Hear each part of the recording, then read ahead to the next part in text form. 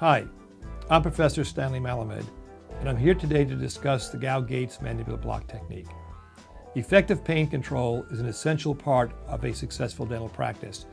Normally, achieving pain control is easy. When problems do occur, they most often happen in the mandible, specifically with mandibular molars.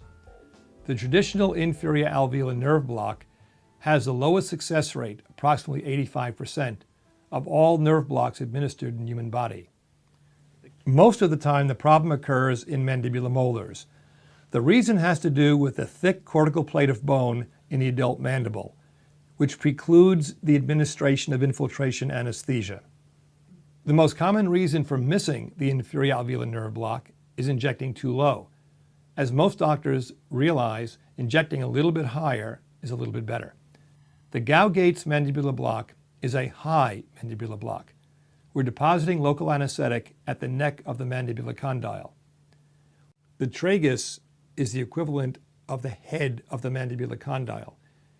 Just below the tragus is the intertragic notch.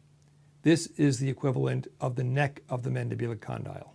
As described by Dr. Gow Geigs, the intertragic notch, the target for deposition of local anesthetic, is located by placing a finger in the intertragic notch.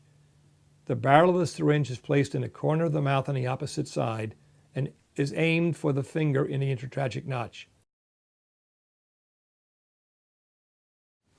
A 25 gauge long needle is used in the Gow Geigs mandibular nerve block. The barrel of the syringe is placed in the corner of the mouth on the opposite side.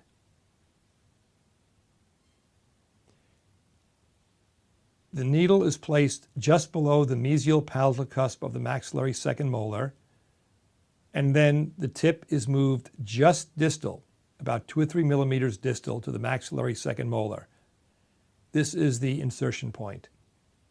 The needle is then inserted until bone is contacted, usually at a depth of approximately 25 millimeters.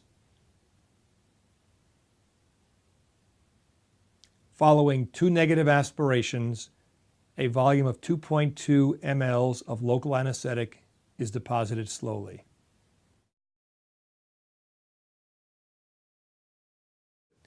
At the completion of the injection, the patient is asked to keep their mouth open for 2 minutes and is positioned comfortably.